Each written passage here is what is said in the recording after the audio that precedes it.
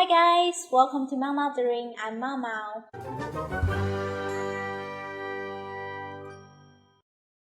The pinyin consonants I'm going to teach you in today's video are they're retroflex or post-alveolar, or you can call their Chinese name 翘舌音, literally means curl up tongue sound. As you can tell, except for are voiceless consonants, but are taught as voiced sounds in elementary school, and I've explained the rhythm in this previous video. Just in case you're curious, check this one. Retroflex is derived from Latin, meaning bend back, and this type of sound is produced with the tip of tongue curled up towards somewhere between the alveolar ridge and the hard palate.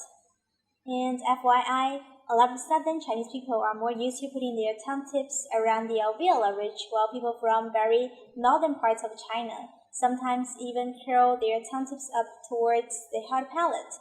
Here is a quick test to see if you can tell the difference. Which person is from the south? 我知道，我知道，我知道，我知道。 The first one, did you get it right? 知 and 知, they're both correct.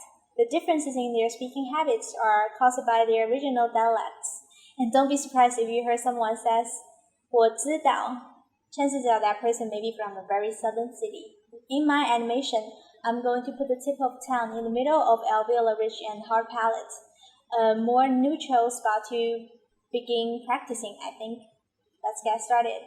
There are two different ways people make the American R sound. One is a bunched or palatal sound.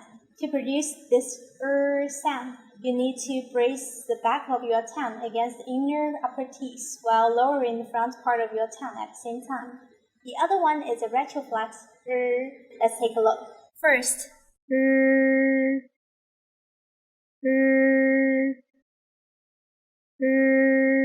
in English, retroflex version is They sound very similar, but meanwhile, you know these sounds are obviously different. But it's just hard to describe the differences. As for me, I think the pinyin sounds a little less dull than the English retroflex. And that mostly is caused by the position of the tongue. They are both voiced consonants, but the pinyin is a fricative sound, as how we talked in the previous videos. Fricative sound is made when you squeeze air through a narrow channel in your mouth. Yes, that means you should leave a tiny gap between your tongue tip and your hard palate, like this.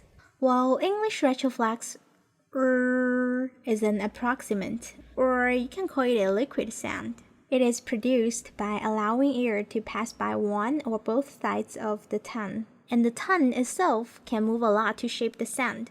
In this case, we lift our tongue tip against the roof of our mouth and let the air pass by both sides of our tongue. It's kind of like the curled tongue version of the other English approximant sound.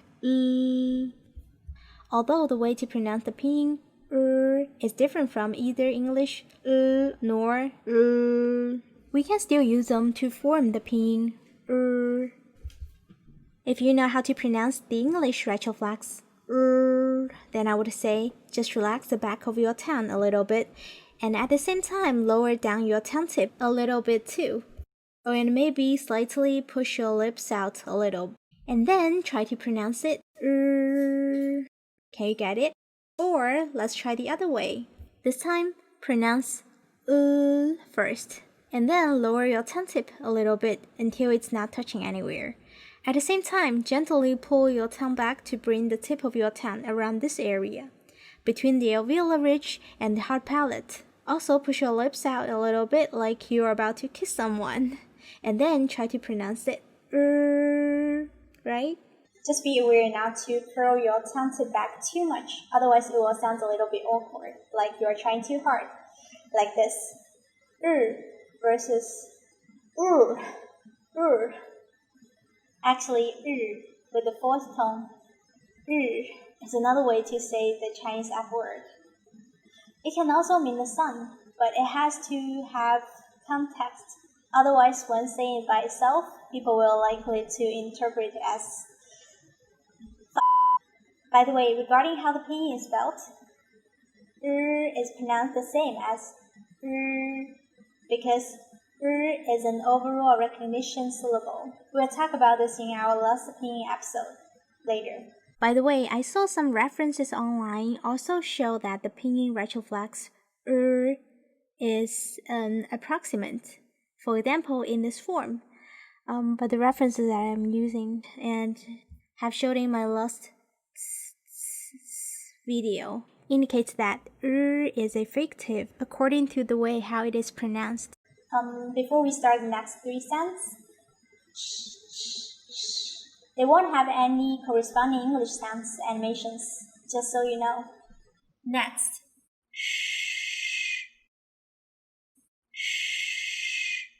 If you know how to pronounce the retroflex, articulating should not be a problem. It is also a fricative sound. The only difference is that it's a voiceless sound. Open your mouth, raise up and curl up your tongue tip. Push out your lips as if you are going to pronounce the hold this position. And then exhale through your mouth like how you pronounce s. And you'll get sh. When you are pronouncing sh, you can feel the tongue tip is a little less tight than Just make sure your voice box is not vibrating. Sh is a voiceless fricative. If we add a 4th tone after sh, shu means tree. Shu. Don't pronounce it as zhu. Don't voice the sh. Shu instead of zhu. And another overall recognition syllable sound, sh, is pronounced by simply voicing out sh, and with the 4th tone, shi means yes, shi. Next one. Instead of fricative, is an affricate. As how I explained in the video, affricates are resulted from the sequence of stop plus fricative in rapid succession. So to pronounce this sound, what you need to do is just raise your tongue tip a little higher than how you pronounce sh until it slightly touches the roof of your mouth. Push your lips out a little bit and then exhale through your mouth the same way as how you pronounce sh. You may be wondering, will that turn out to be an approximate sound? Well, if you push your tongue against the roof of your mouth when air is passing by and force the airstream to come out from both sides of your tongue, then it will turn to approximate sound. So the key to pronounce this sound is making sure your tongue is relaxed when it's slightly touching the roof of your mouth and let the airflow break the obstruction formed by your tongue and the roof of your mouth. That would produce a stop sound, followed by a fricative sound.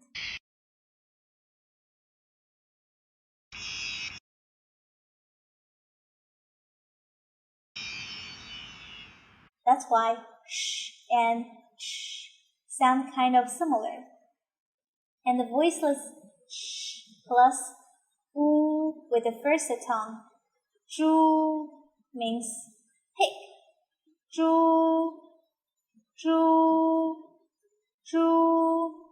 not zhu. Don't voice zhi. If you voice it out, zhi, that's another overall recognition syllable. Plus 道, 知道 means know, understand. 知道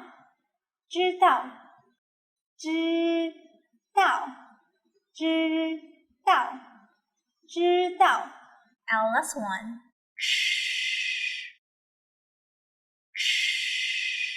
That's easy. The relationship between sh and sh is just like s and s and p and t. Sh is an aspirated version of sh. So to pronounce sh, what you need to do is aspirate, which enhances the exhale like this. The voiceless sh plus the first tone ch means vehicle. 车 车 Again, if you voice ch out. 吃 means eat. 吃